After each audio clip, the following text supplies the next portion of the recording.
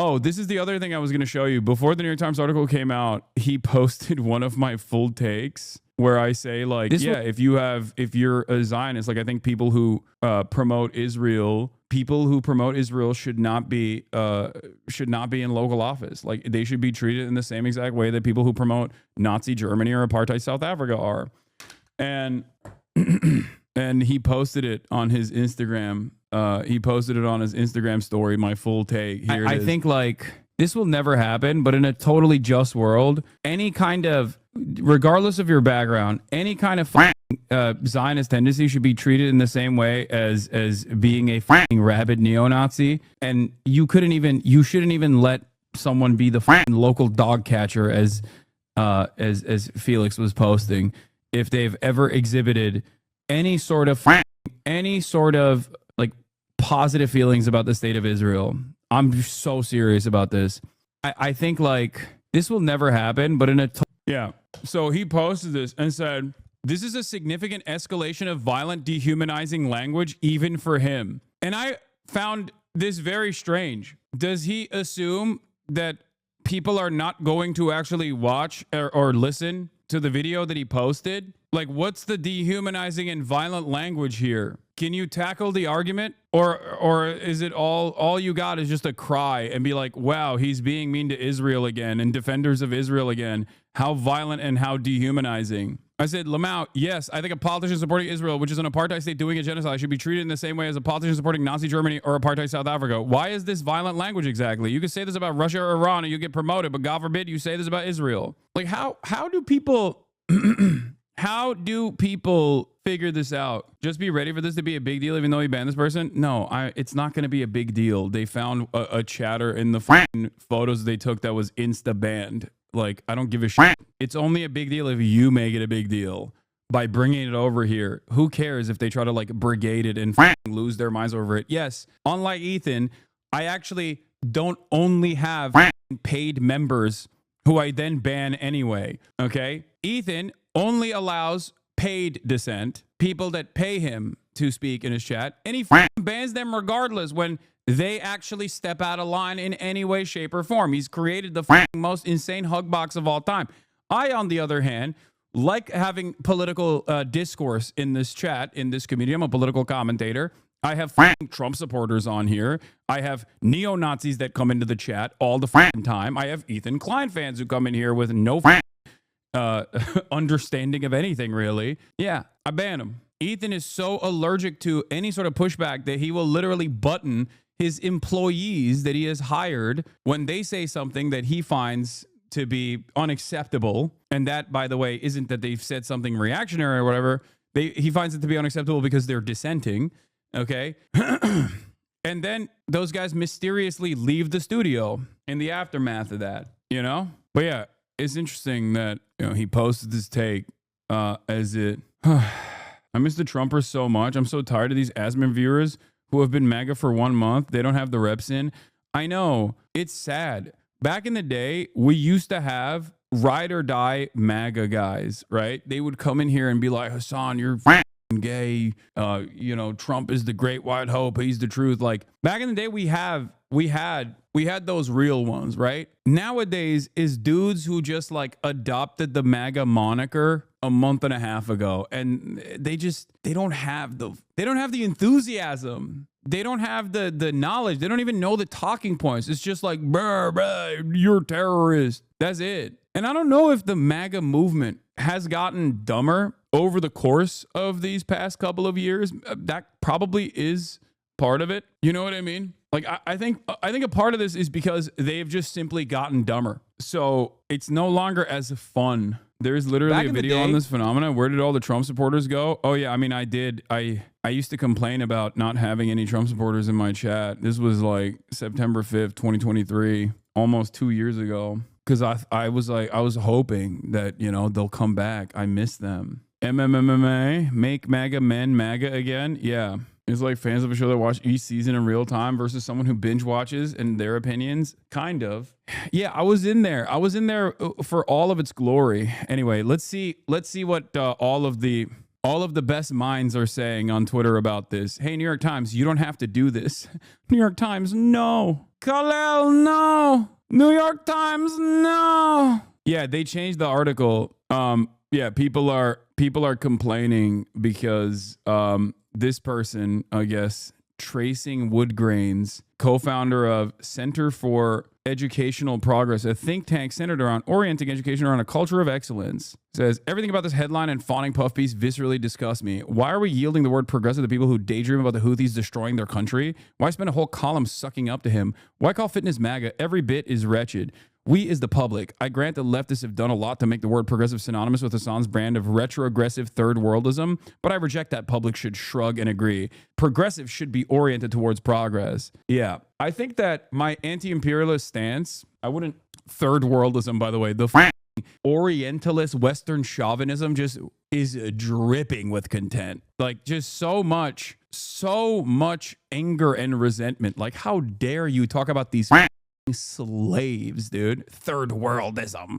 Wesley Yang, why are we yielding the word progressive to people who daydream about Houthis destroying their country? Not sure who is meant to be the we doing the yielding here, but I suspect that this we includes Trace as a weaker claim of defining progressive than New York Times and Picard. We is the public. I'm not claiming to have a stronger claim on the word as it's used at present. I'm making a normative claim about how the word should be used. Progress is not the property of leftists. Yeah, perhaps the reason why people don't shy away from calling me progressive is because I am progressive and believe in social progress. I believe in improving everyone's material conditions, including those people that you don't want to think about that live in the third world. Third worldist politics.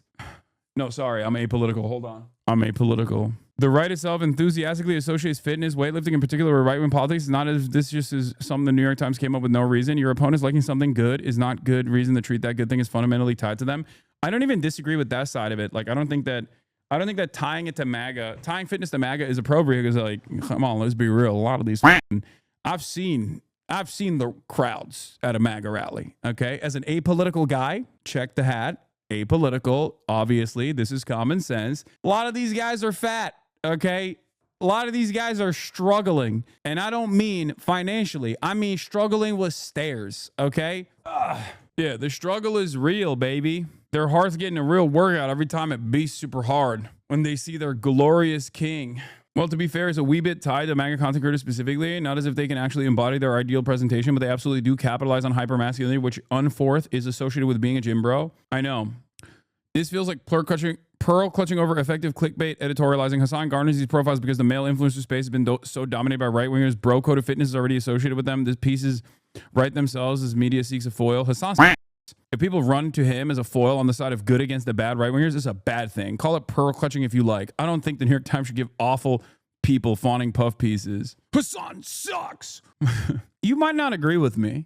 You might not agree with my perspective. You might not agree with my framework. You might not agree with the things that I have to say at all. You might not like me. You might think I'm a annoying person. That's fine. All of that is great. All of that is, it's not something I can change, right? But the issue here is that you still have to investigate why this space that I occupy is overwhelmingly dominated by right-wingers and why I've been able to penetrate, I've been able to penetrate a little bit, like have a little space for progressive politics in a sea of reactionary opinion, okay? It deserves investigation. And I'm not saying like, oh, that's the reason why these guys should write articles about me. That's not what I'm saying at all. I'm simply saying that if you are a naysayer, right? If you see stuff like this and you go, why are they doing this?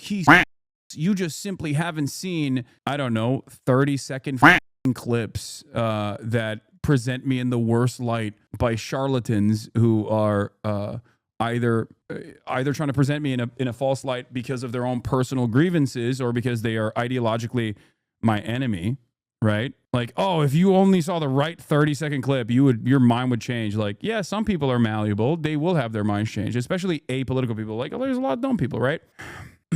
But you should still try to understand why I was the only figure on election night, in spite of the best efforts of supposedly progressive people, like what's his face, the Democrat Party's very own Richie Torres, despite their best efforts to try and deplatform me leading up to the election night, the election coverage, and despite the fact that Twitch even blacklisted me on the election night and did not show me on the front page due to those people crying to the manager, you must ask yourself why there was 314,000 people in here that tuned in for this coverage. You must ask yourself why. Let me take the apolitical hat off for this because I'm no longer doing a bit. You must ask yourself why or how I've been able to present an alternative vision in a sea of right-wing commentary, okay? Especially at a time when the Democratic Party is hemorrhaging support from the youth, specifically the youth, the male youth, right? It is your lack of interest in investigating this that will ultimately cause the party's demise, okay? Also, given that I talk about virtually every issue, if you spend enough time in here, there will come a day where I'm covering something that you care about and I will be defending you and your position.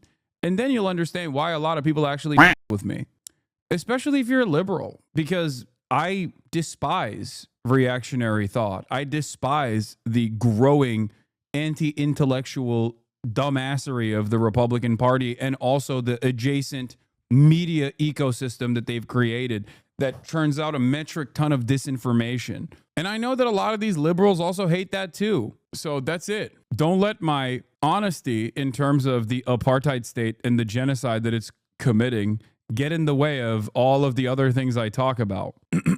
My goal is to ultimately pull people back from reactionary frameworks that they've developed by rarely ever applying critical thinking and taking for granted all the social conditioning that exists in the ether. That's it. If you grow up in a country like the United States of America, you are going to have really right-wing opinions. It's normal. This is how it is because America is fairly right-wing on a lot of issues. My job is to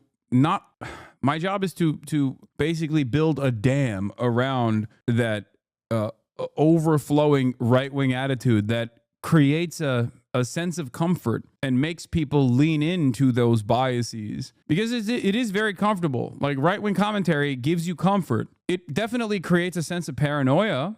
Reactionary opinions do, where you're like constantly afraid of your shadow. You're constantly afraid that, like, you know, God forbid, there might be a trans person lurking around the corner. Oh my God. Right. But outside of that, it's like right-wing commentary gives me zero comfort. Let me fade out. No, right-wing commentary gives a lot of people comfort in the sense that if you grew up thinking, you know, yeah, well, black people are kind of violent, right? Like without ever really examining what you're thinking, because that's all you've seen on television. That's all you've seen with whatever you read. And you haven't really examined where that is coming from. And you have this kind of fear, right? And of course, they're going to have more police presence in their neighborhoods because they just have like a violent culture or whatever. It's much more comforting to hear someone either from an intellectualist framework like Ben Shapiro, who tries to intellectualize this kind of white supremacist thought, or someone from a really dumbed down version of it that is like incredibly racist. Like that reaffirmation of your belief system is what gives people comfort. It actually pisses people off quite a bit when someone checks their previously held biases. They go, whoa, the f*** do you mean that this is directly a consequence of material conditions and systemic racism? This is something that I talk about and think about quite a bit. I actively try to present alternatives to this kind of thought terminating cliche that right-wingers apply in their commentary, a way to say, oh, it's just common sense. Right-wing commentary provides people with an ideological understanding of what is wrong with the world without having to confront the material contradictions of our world that is comforting to many people. Exactly. It is reassuring. Exactly. That's what I mean when I say it's right-wing reactionary sentiment is like a security blanket, because nobody likes change, especially the older they get, the more scared they are of change, because change basically is a sad, scary reminder that, you know, the life you've led is no longer the same and that you're at the end of it, right? You're getting closer and closer to the end of your life, and people are afraid of that. So societal changes they meet societal changes with like a lot of anger and a lot of fear, because it's a constant reminder that like maybe they're getting older and the things that they took for granted are no longer the same. And that in and of itself, I think that in and of itself is enough for a lot of people to resist it. That in and of itself is enough for a lot of people to resist change and also shoot the messenger. In this case, I would be the messenger. If I wasn't as stubborn as I am, and if I didn't have as much pride as I do, I probably would have, moderated and sheltered people from my actual perspectives, because I know how to make content that is just like fun, collabs, things of that nature, go out, play basketball, rizz up girls, that sort of thing. And it's fun. It's like, I enjoy doing stuff like that as well. I could just as easily do content in that vein as well, rather than what I'm doing right now. Damn, Matt Lieb is turning on you. Yeah, I saw that. I mean, he's right though. Unbelievable that the New York Times would platform a guy who, amongst his countless other crimes, isn't even as tall as me. Is true. Matt is taller than me. I'm 6'4". He's like 6'8" or something. It's crazy. He's like 6'7". I don't know how tall he is, but he's definitely taller than me. And I asked him, that's the first thing I asked him when I met him. I was like, damn, bro, you're tall as f***. Do you play basketball? He's like, nah. What a waste, dude. You know who else wasted being 6'7"? Osama bin Laden, dude. That's right. Matt Lieb, Osama bin Laden. Pretty much the same guy.